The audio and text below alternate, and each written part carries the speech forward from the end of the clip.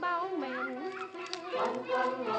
đã 10 năm rồi quê ta bao đổi thay rồi từ biển xa đến rừng núi xa xanh tươi bốn mùa rộn vang tiếng hò khoan lệ thủy trên dòng sông Kiến Giang dạt dào tình quê.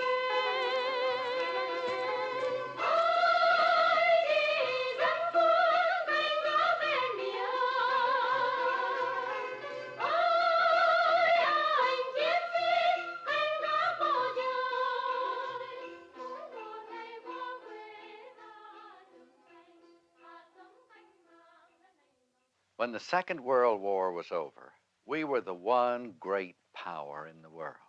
The Soviets had a substantial military machine, but they could not touch us in power. We had this enormous force that had been built up. We had the greatest fleet in the world. We'd come through the war economically sound. And I think that in addition to feeling a sense of responsibility, we also began to feel the sense of a world power that possibly we could control the future of the world. Dressed up to win, we're dressed up to win, dressed up for victory. We are just beginning and we won't stop waiting till the world is free. This time we will all make certain that this time is the last time. This time we will not say curtain till we bring it down in their own hometown. For this time we are out to finish the job we started then. Clean it up for all right this time, so we won't have to do it again. Our vision of progress is not limited to our own countries. We extend it to all the peoples of the world. Military action in Indochina. French regulars land along the coast in search of roving communist bands. For France, it represents a tremendous sacrifice of manpower and financial resources. Without American help, the burden would be too great.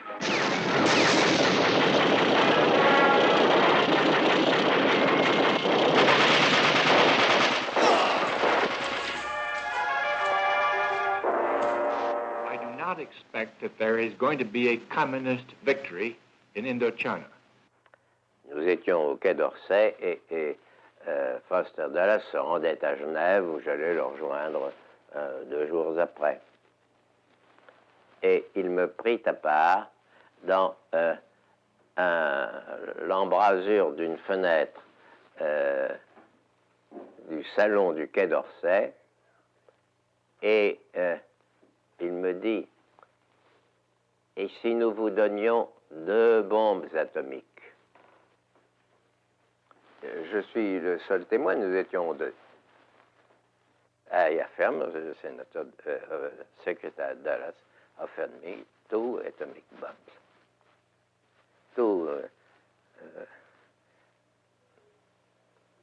neither 1, neither 3, 2. If Indochina goes, several things happen right away. The Krop Peninsula, the last little bit of end hanging on down there, would be scarcely defensible. The tin and the tungsten that we so greatly value from that area would cease coming. We don't see the end of the tunnel, but I must say I don't think it's darker than it was a year ago, in some ways lighter. Yes. So we must be ready to fight in Vietnam, but the ultimate victory will depend upon the hearts and the minds of the people who actually live out there. Throughout the war in Vietnam, the United States has exercised a degree of restraint unprecedented in the annals of war.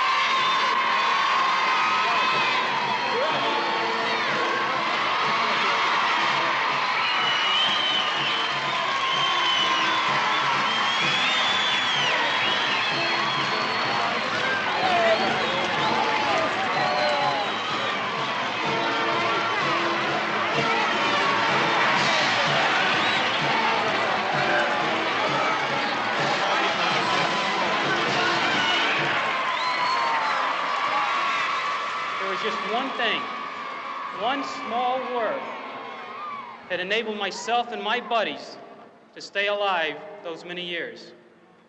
That one thing was faith. Faith in my family, my God, and my country. I remembered high school. I remembered playing sports there. And I can remember my coach saying, when the going gets tough, the tough get going, because winners never quit, and quitters never win. Why did I go to Vietnam?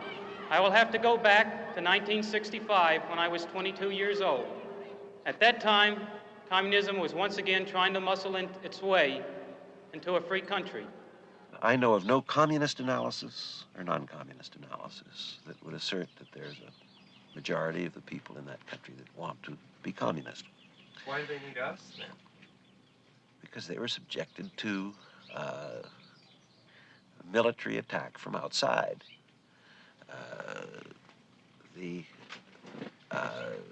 Are you really asking me this goddamn silly question? Oh, you really want me to go into this, Mr. Davis? I mean, you know, we really got to go back to fundamental. You want me to just go back to the origins of this thing, then? All right, I'll do it. But this is pretty pedestrian stuff, I must say, at this late stage of the game. Honestly, it is. Well, I'll do it. There's all right. There's a lot of disagreement about. No, there's not. About the origins. No, there's not. There's no doubt. All right. Well, now I'll answer your question. You can throw away that tape. But I didn't really expect to have to go back to this kind of sophomoric stuff. But I'll do it. The problem began in its present phase after the Sputnik, the launching of Sputnik in 1957, October. This opened a phase of not well coordinated, but universally optimistic and hopeful communist enterprise in many parts of the world. Renewed hostile actions against United States ships on the high seas in the Gulf of Tonkin have today required me to order the military forces of the United States to take action in reply. We always hesitate in public to use the dirty word lies, but a lie is a lie. I mean, it's a misrepresentation of fact. And it's supposed to be a criminal act if it's done under oath. Mr. Johnson didn't say it under oath. He just said it. We don't usually have the president under oath. There are those who ask why this responsibility should be ours. The answer, I think, is simple. There's no one else who can do the job. If necessary, I am ready to go back. We all must be ready. You must have the political, economic, and philosophical courage to send me, or do whatever you think is necessary. I must be ready to go. If I did well, it is only because Lyndon did well in bringing me up and making me into a man. If I served the military well, it is only because the military trained me to be a good officer. If I am a good American, it is only because America brought me up to be a good American. Mike, you on one. It was a sight to touch the heart of the most callous in the crowd. Lieutenant George Coker was back in Linden, New Jersey, the hero of the day. 3,000 people turned out to greet him. Schools were closed and streets were blocked as the young former prisoner of war walked on a red carpet to the steps of City Hall. Mike is still open. Oh, I'm from Duncan, Oklahoma, which is about 90 miles south of here. And I lived around several places, Missouri and Chicago, Detroit, Germany. By the time I got out of high school, I was very conservative. We have, in Duncan High School, the high school had bought a, excuse me, a John Birch package on communism. So we studied communism via the John Birch Society, and with the big red map with the flowing out of the disease and so forth, and learned how Karl Marx was a very cruel man and used to make his family suffer and so forth.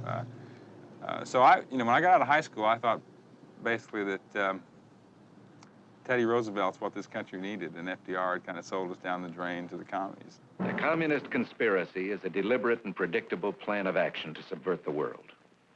Mosinee, Wisconsin, in a unique May Day object lesson, shows what could happen here if communism took over. The unyielding chief of police is liquidated by American legionnaires portraying red triggermen. A grim demonstration of what subversion could lead to, Mosinee's May Day serves as a sharp warning to all democratic communities. It's an international criminal conspiracy. Before we know it, we're going to turn our backs around someday, and before we know it, the whole United States, we're going to turn around one day and see nothing but VC, or not VC, but communism. We're going to turn around and say, what happened? People just walking in with riots, drugs, you name it. They're tearing us down from inside out. In 1917, when the communists overthrew the Russian government, there was one communist for every 2,277 persons in Russia. In the United States today, there is one communist for every 1,814 persons in this country. If we lose Indochina, Mr. Jenkins, we will lose the Pacific, and we'll be an island in a communist sea. Go ahead. How did it go? Oh, Mother. I swear that I am not now or ever have been a member of the Communist Party. Feel better? Of course, when you get down to communism, I've been fighting communism since 1951, actually. I always looked at, the American fighting man as being, like a warrior of sorts, due to, my background, the way my mother brought me up. She always spoke of the warrior societies of our tribe and of the different tribes around us, and how that these men always had to work to gain the respect of the people around them, and how they had to live more or less a life dictated to them by the society that they belonged to, and it was extremely hard. I looked around, and from listening to my uncles and a lot of my relations, they had been in the Marine Corps, and they always told me that the Marine Corps was the hardest service to cope with physically and mentally. And I naturally wanted to be the best at that time, and I looked at the Marine Corps as being the elite of the elite, the warrior society in the United States. Now, it might sound cliche-ish to say that my country may always be right, but right or wrong my country. But that's how I felt back in '67. And during my senior year, I said, I've got an obligation to serve. I've got to fulfill it. There's no reason physically why I would be exempted. And therefore, I'm going to enlist.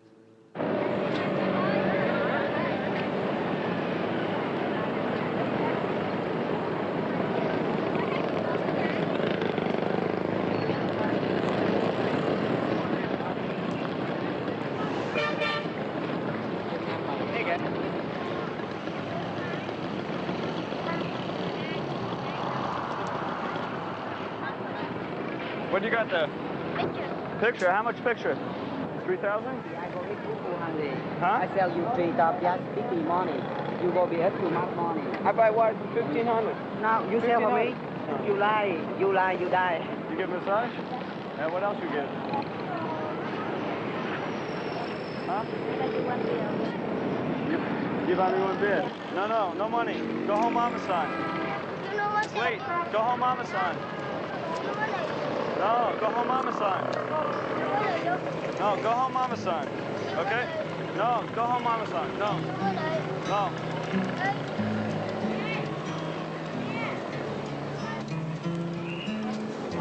Huh?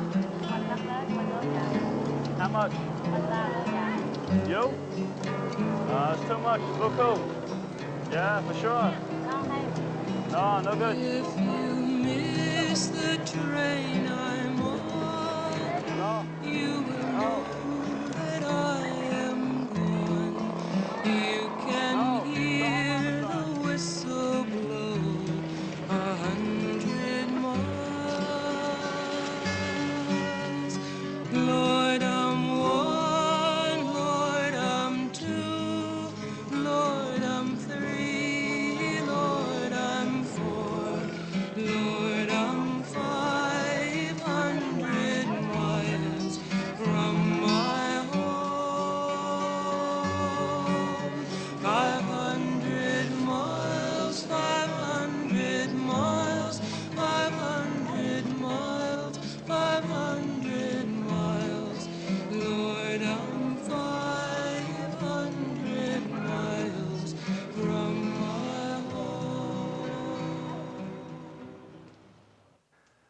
We thought of ourselves, I think, as trying to defeat communists, accepting a view of the Walt Rostow kind of view of covert aggression of some kind, the kind of view that enabled you to think of the conflict in really World War II terms.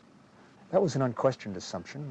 It had an idealistic flavor to it, but it was the underpinning of an imperial policy, basically. I shared the assumption very easily and felt it as an idealistic one, really. We were doing something for them. I recall that I was in the New York area at the time, and I stopped by to see General MacArthur, who I had known for several years. When he greeted me, he made quite a prophetic statement. He said, "Westmoreland, I see you have a new job." He says, "I hope you appreciate that this new assignment is filled with opportunities but fraught with hazard." And indeed, this was a prophetic statement.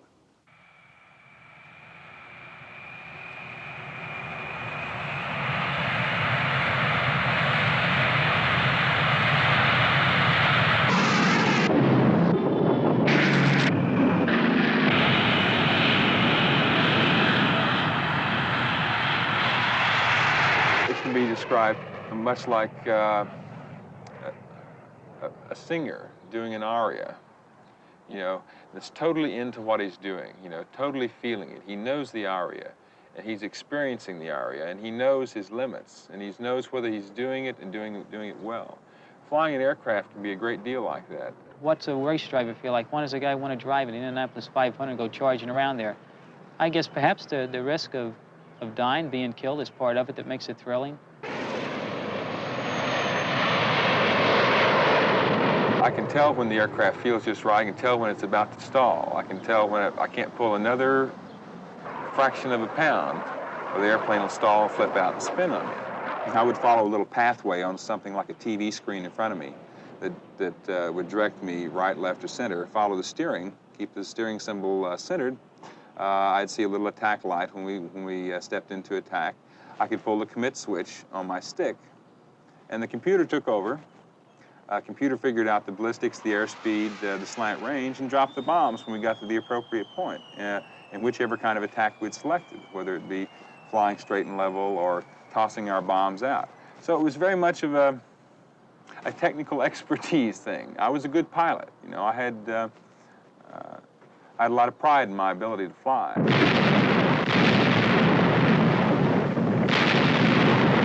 You're up there doing something that mankind has only dreamed of, the flying, especially at night in an all-weather aircraft. The A-6 is one of the few that can really do it the way we did it. A World War II aviator would not even dream of doing the things we did. It's definitely the ultimate in aviation.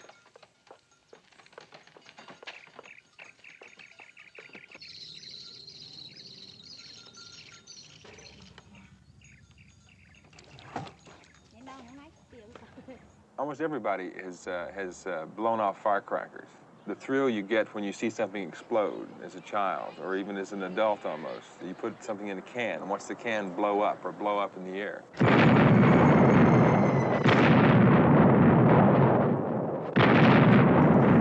And the excitement, the sense of excitement, you know, especially if you're getting shot at, is just incredible. You get in there and have a real good mission, hit your target right on, find out later that your target was totally destroyed. In other words, it wasn't one of these misses or almost. You got it, bang, it's down. And come back, make a night carrier landing recovery, that's fantastic. To say it's thrilling, yes, it's deeply satisfying.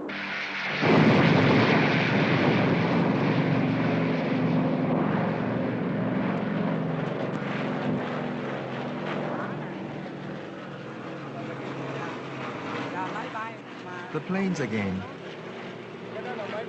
Are they American or Vietnamese? I don't know whose they are. Just airplanes. What was this here? I used to raise pigs here, right in there. Where was the kitchen?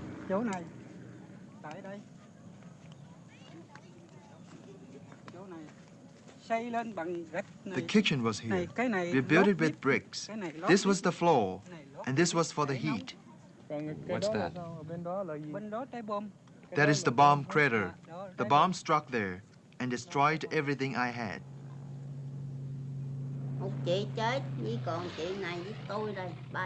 An older sister died, and I have another older sister left. Yes, there were just the three of us, but then one died, and I'm supposed to live in a house over there. But now it's just a heap of rubble. How old was your sister? 78. What did she die of? Bombs. Bombs were dropped here the other day, and they killed her.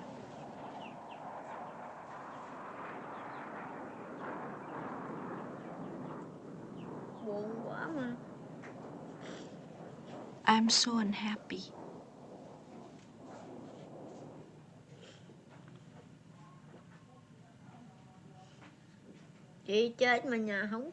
My sister died, and I've got no home left. I've moved in with my sister here. I've been wounded. Can't do anything for a living now. I'm old and weak.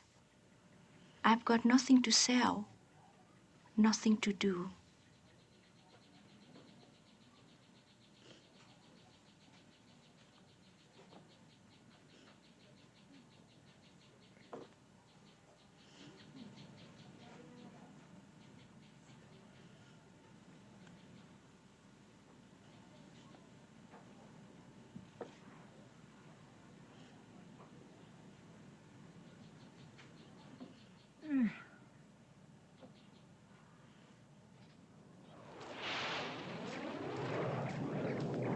But you really just don't have time for personal thoughts when you're up there flying around at 500-600 miles an hour.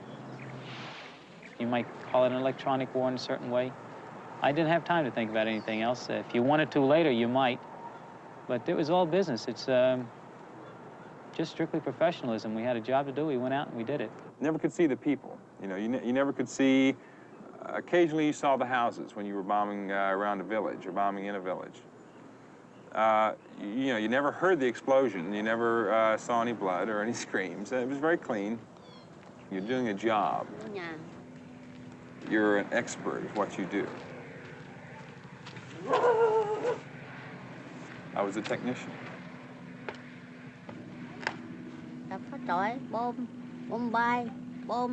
Everything just collapsed under the bombs. Everything just caved in.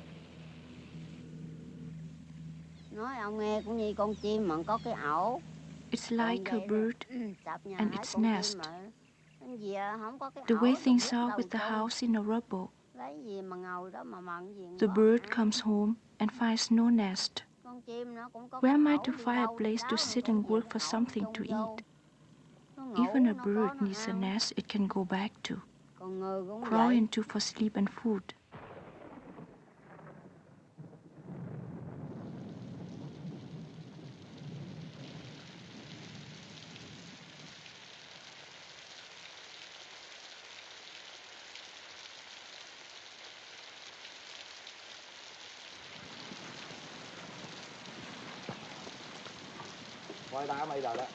Look, they're focusing on us now.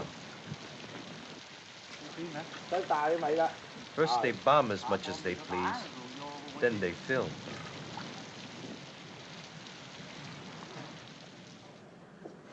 Nous avons lutté contre les Chinois pendant 12 siècles.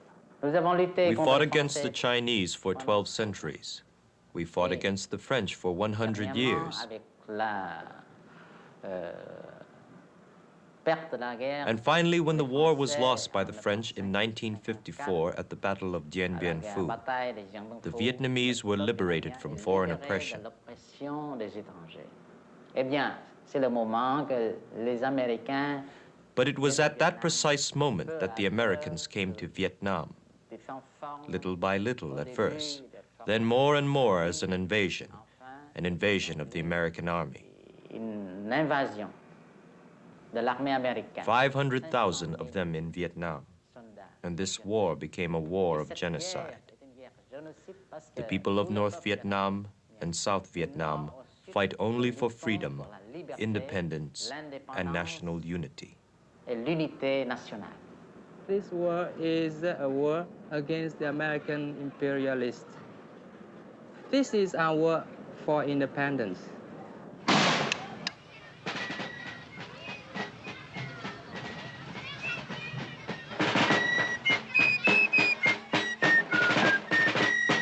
What we are trying to put across here this afternoon is to get you to realize that these weren't mythical, hazy people from the past. These were very real people.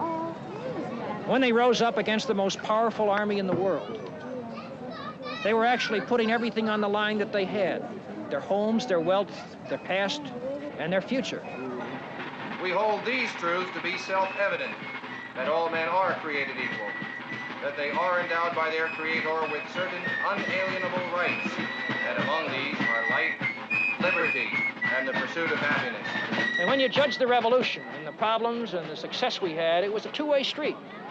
A good many of the citizens at the time of the revolution actually stayed and fought with the British. It was close to being a civil war in many areas. You actually split many families.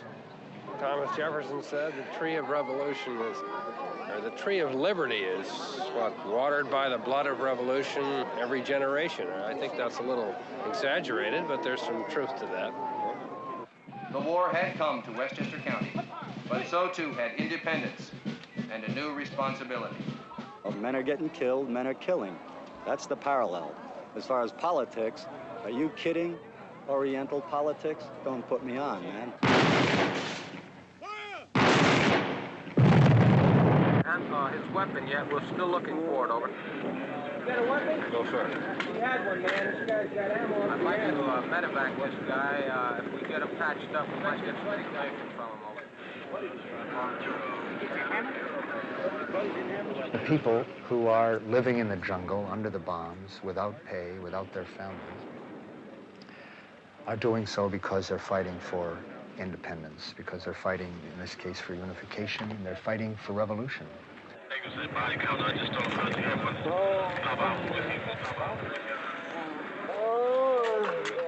Of course, the name for a conflict in which you're opposing a revolution is counter-revolution. And this was something we never admitted to ourselves at all. It's what we were really doing. The letters and the reports we had on Ho Chi Minh's attitude back in 1946, he wrote, I think it was 7 letters to this government and received no reply. The pathos almost,